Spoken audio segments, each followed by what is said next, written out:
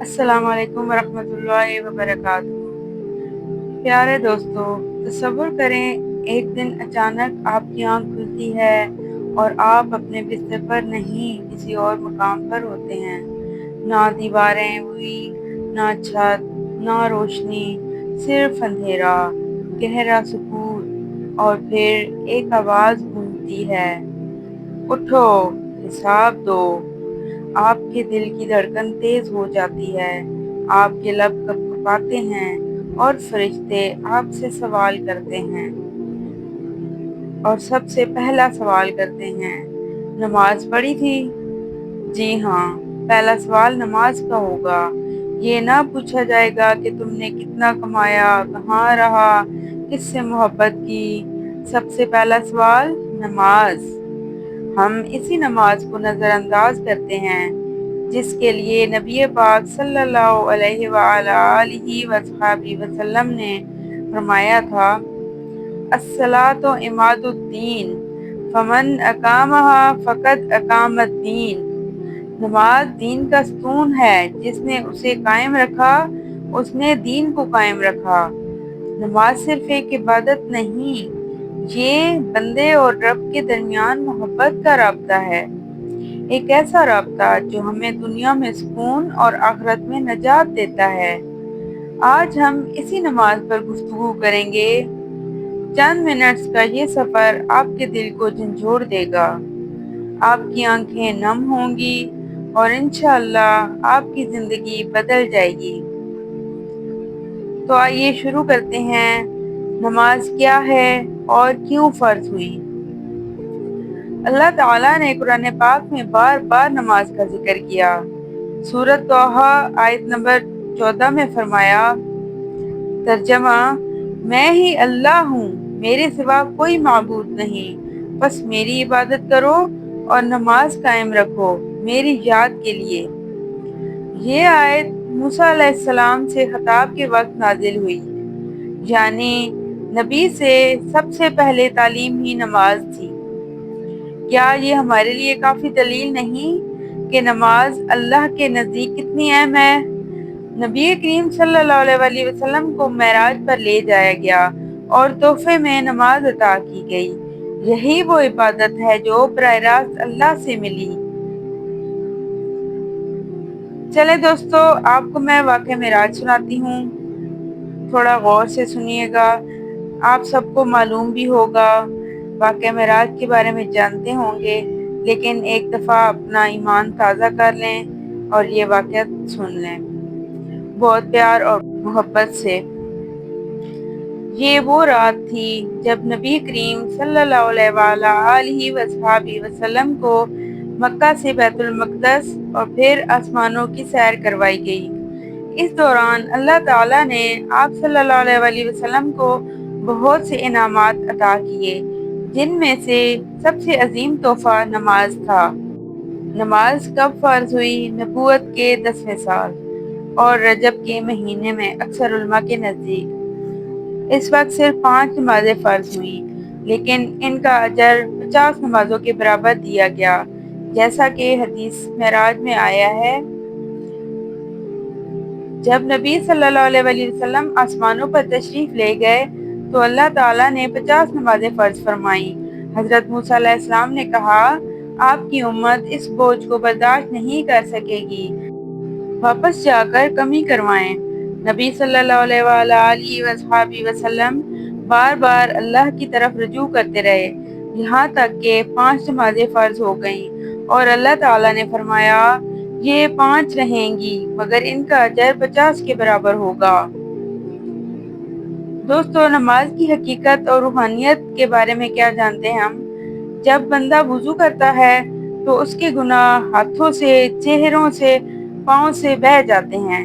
جب وہ اللہ اکبر کہتا ہے تو گویا دنیا کو پیچھے چھوڑ دیتا ہے۔ جب وہ قیام کرتا ہے، وہ قرآن پڑھتا ہے، رکوع میں جاتا ہے تو اللہ کی عظمت بیان کرتا ہے، اور سجدے میں کیا ہوتا ہے؟ سجدے میں وہ اپنے رب کے سب سے زیادہ قریب ہوتا ہے۔ اس کے علاوہ وضو کرنے کے کیا فائدے ہیں؟ کیونکہ ہم 5 وقت کی نماز پڑھتے ہیں اور نماز کے لیے وضو ضروری ہے۔ جو مسلمان وضو کرتا ہے دن میں 5 بار، قیامت والے دن اس کے وضو کا پانی جہاں جہاں لگتا ہے وہ اعضا وہ جگہ اس کی روشن ہوگی، نور والی ہوگی۔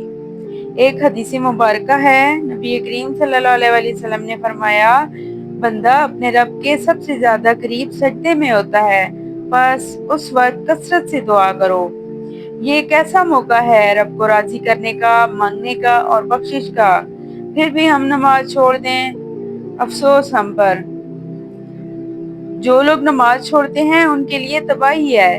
قرآن پاک فرماتا ہے، سورۃ مریم آیت نمبر 59، پھر ان کے بعد ایسے لوگ آئے جنہوں نے نماز ضائع کی اور اپنی خواہشات کے پیچھے لگ گئے، تو وہ عنقریب جہنم سے دو چار ہوں گے۔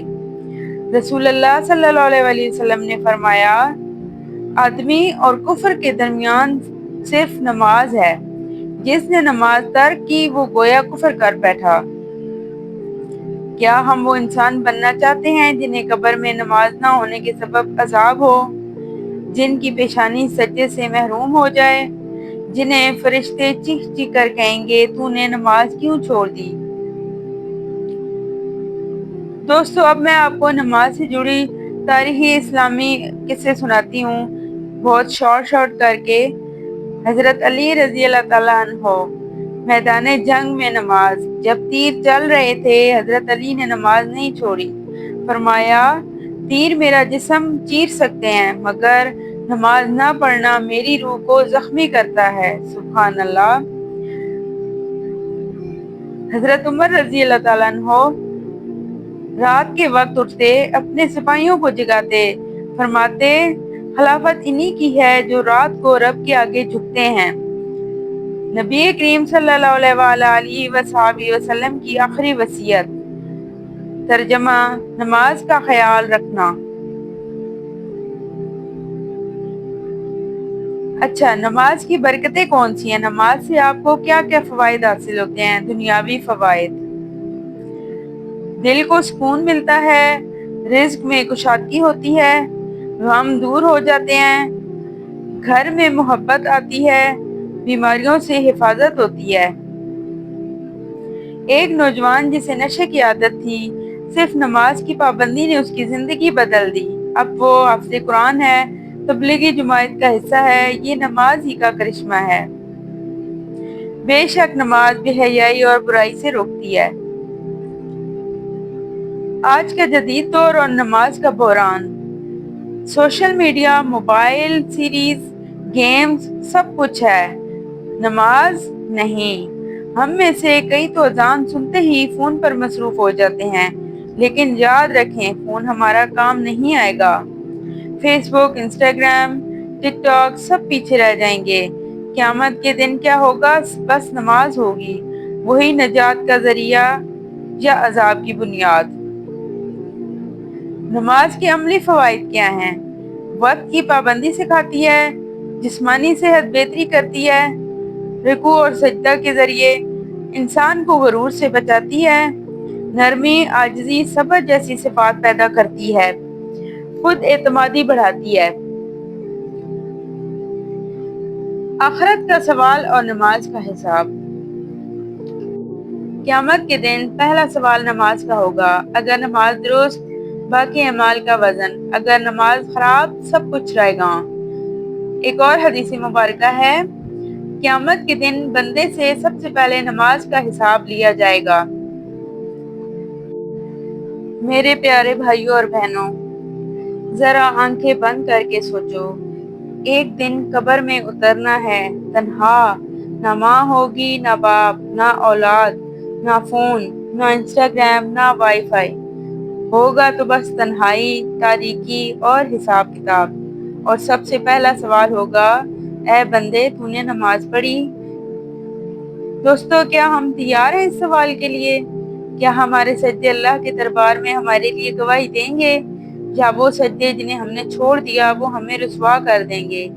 اس دن ہر چیز ساتھ چھوڑ جائے گی، لیکن اگر نماز ساتھ ہوئی تو سب کچھ آسان ہو جائے گا۔ میرے عزیزو، نماز بوجھ نہیں ہے، نعمت ہے۔ نماز پابندی نہیں، آزادی ہے۔ نماز وقت کا ضیاع نہیں، وقت کی برکت ہے۔ نماز ہم پر اللہ کا کرم ہے، اس کا بلا واسطہ دیدار ہے۔ تو آئیے آج سے اسی لمحے سے عہد کریں، یا اللہ ہم نے بہت کوتاہیاں کی لیکن اب نہیں، ہم تیرے در پر لوٹ آئے ہیں۔ ہم اذان کے جواب میں لبیک کہیں گے، ہم ہر نماز میں سجدے میں گریں گے تیری رضا کے لیے۔ بس یہی دعا ہے، یا اللہ ہمیں سجدے سے محبت عطا فرما اور نماز کو ہماری زندگی کا سکون، موت کا سہارا اور آخرت کی نجات بنا دے۔ آمین یا رب العالمین۔ السلام علیکم ورحمۃ اللہ وبرکاتہ۔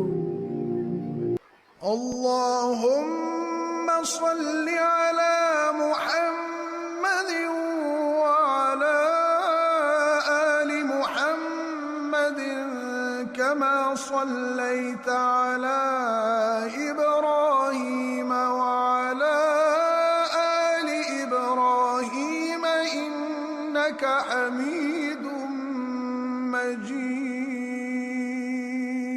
اللهم بارك على محمد وعلى آل محمد كما باركت على إبراهيم وعلى آل إبراهيم إنك حميد